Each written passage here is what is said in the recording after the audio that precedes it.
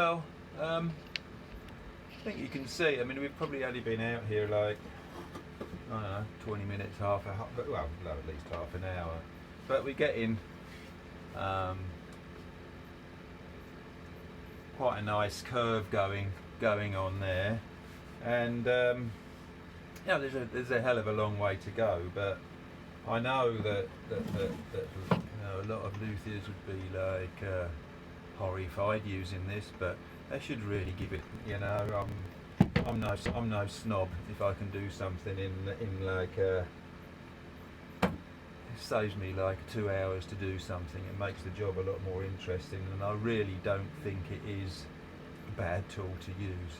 Okay, it's not traditional, but like you know, we've all got other things to do in our life than sit here with a, like, you know, like the Count of Monte Cristo trying to escape from his jail with a screwdriver, or Andy Dufresne in the Shawshank Redemption.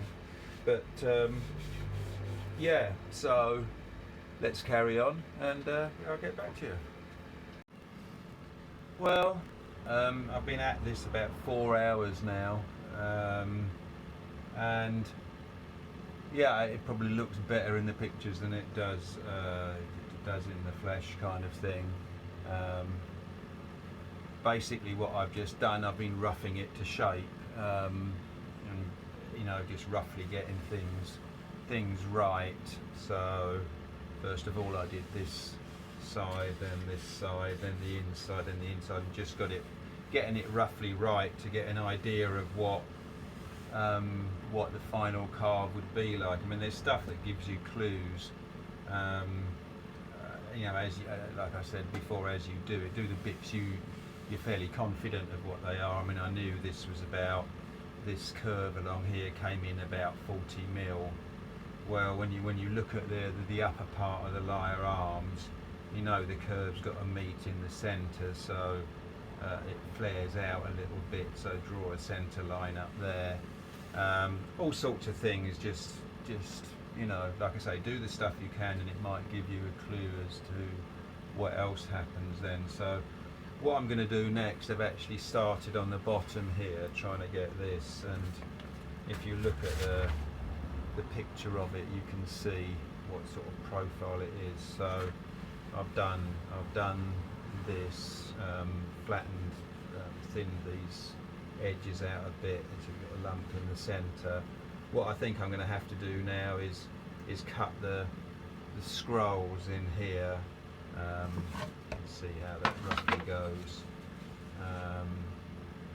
So cut out these bits and things so I can start detailing the carve, kind of thing.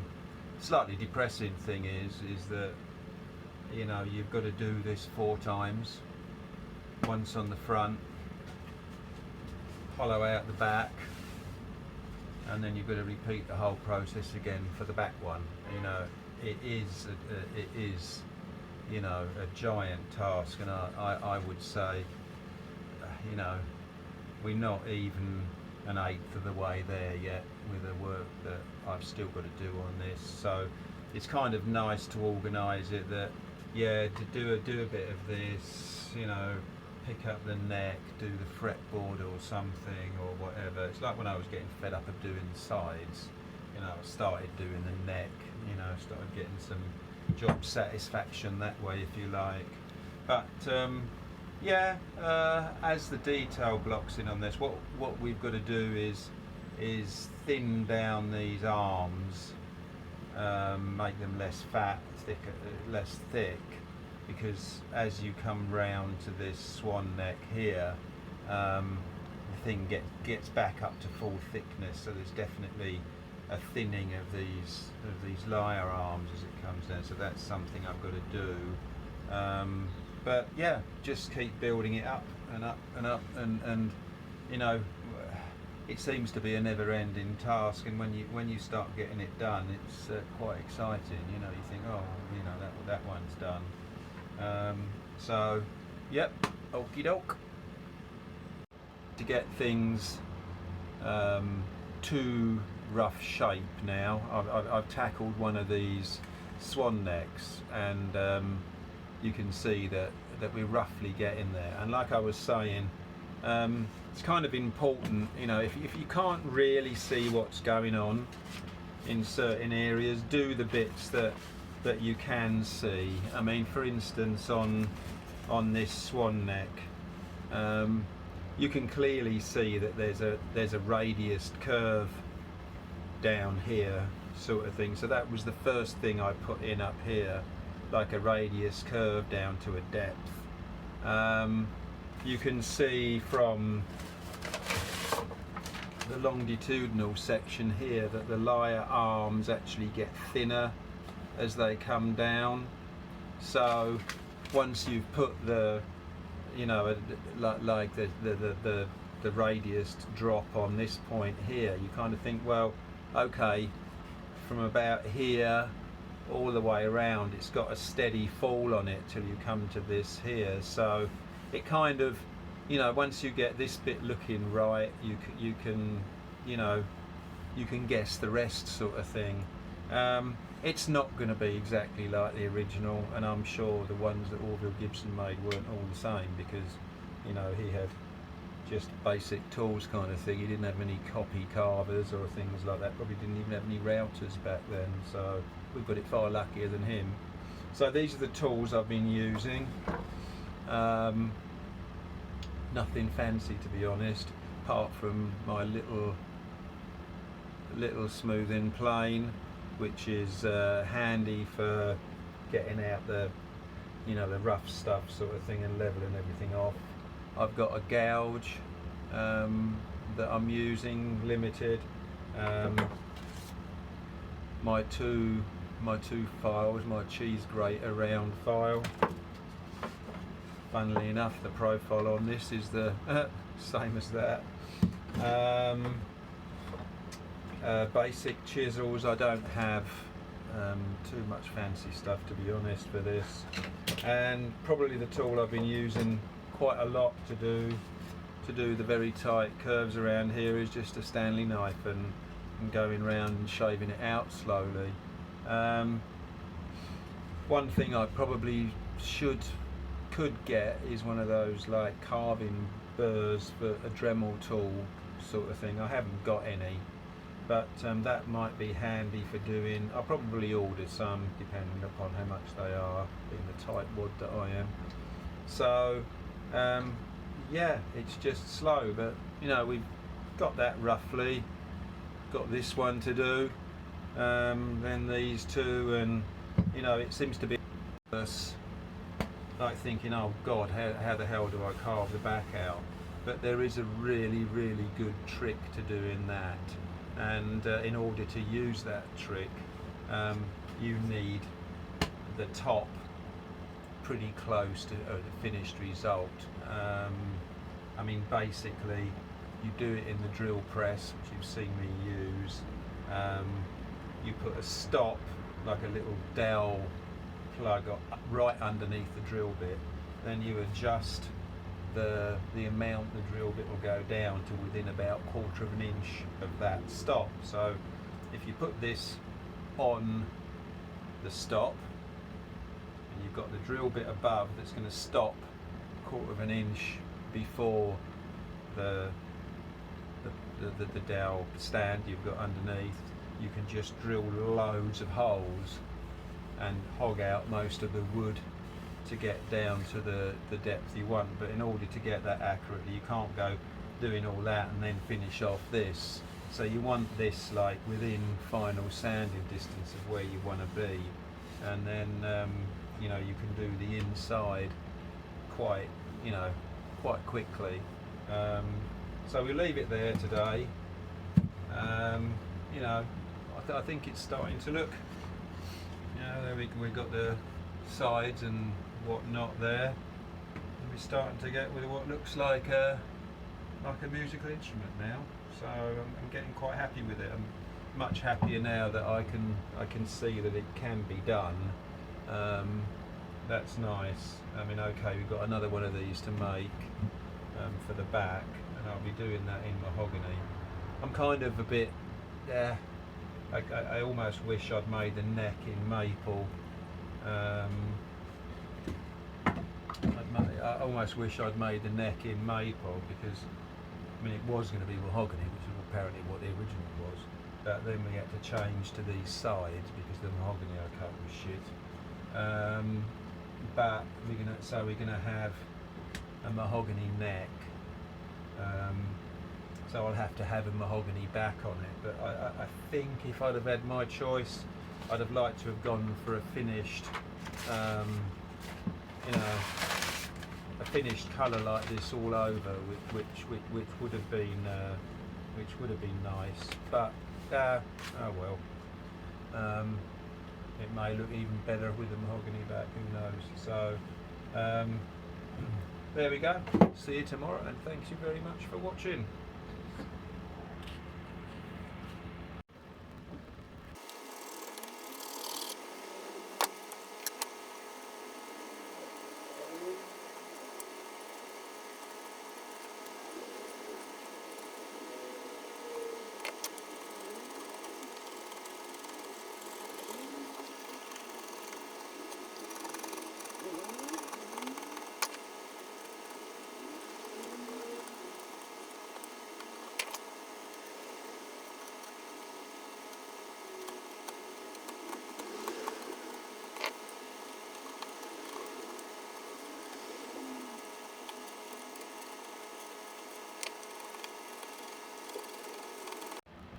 Hi, I think my last little snippet video of the camera, the phone ran out of space.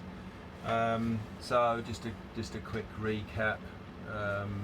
As you can see, I've been beavering away on this and getting things roughly to shape. It's a long way from being smooth.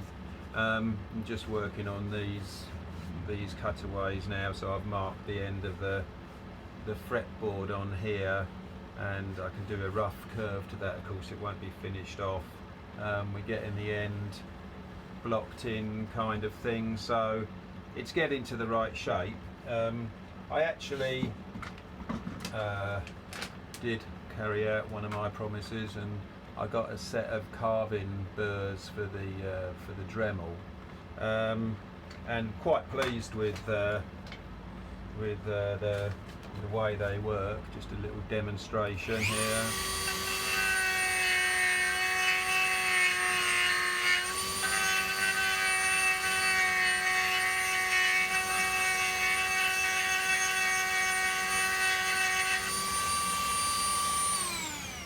So I think you know, they'll be very good for all the fine work around the swan necks and stuff.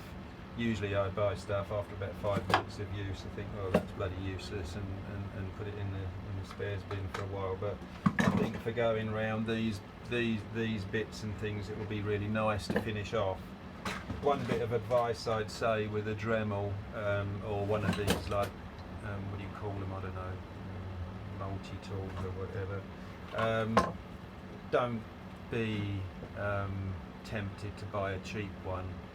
I've had Dremels all the time, and last time mine went wrong, I thought, oh, I'll buy a cheap one that was about a third of the price, something like that.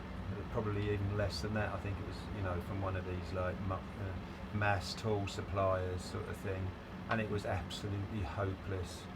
You know, I think I shook more than bloody Dremel when I was using it. It was the cheap one. I shook more than the tool. It was so out of balance. It was awful. So it's worth spending the money, and I think either Dremel or Proxim are probably the way to go. But yeah, they don't last forever. But when you need it, they're kind of essential. So let's get on and do a bit of tidying up, and we'll carry on.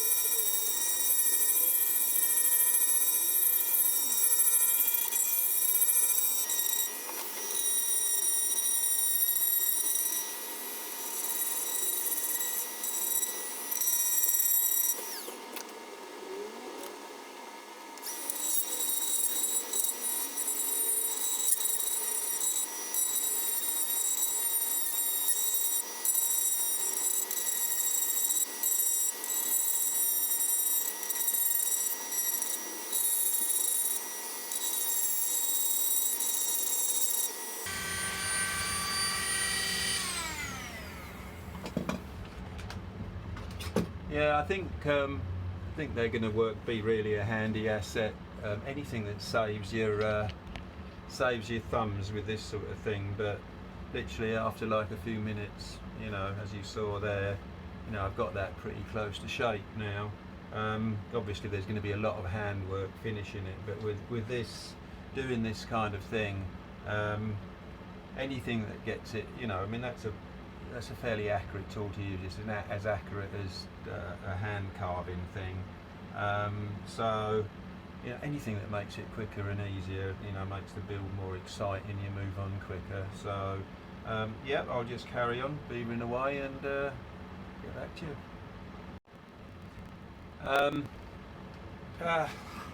Update again. Another few hours. Doesn't look any different, does it? But I assure you, it's kind of getting there. I'm neatening up all around here, kind of thing, and whatnot. And with these scrolls and stuff, the holes here and whatnot, I'm gonna have to finish those off on the body. There's not the problem with them being hollowed out in the back, sort of thing, because those blocks are there that are on the sides. So these are essentially glued on a solid block that's attached to the side. So we haven't got to worry about hollowing them out. But I mean, I can see that I've got differences both sides, and prefer the look of that one so far. But I want to finish those off on the instrument. Another tool that I use as well that I've kind of forgotten to mention is just these little Japanese files. They're chemically sharpened files, and they really shift some material. I mean, just for a small needle file, I mean, you look down here, and this is a hard maple.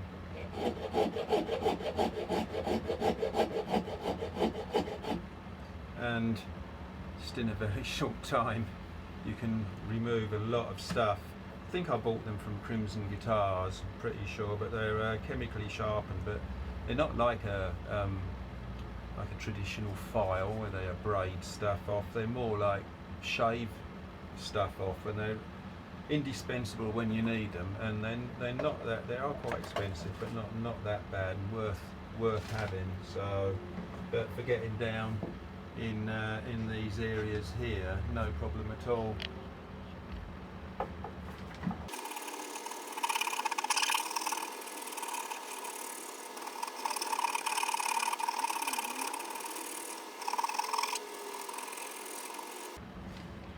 Just in a very short time, we've improved the look of that quite a lot, and yeah, it's a very handy little tool. So we'll keep going. Here's one thing I've been working on. I realised I was absolutely miles off with these scroll pieces.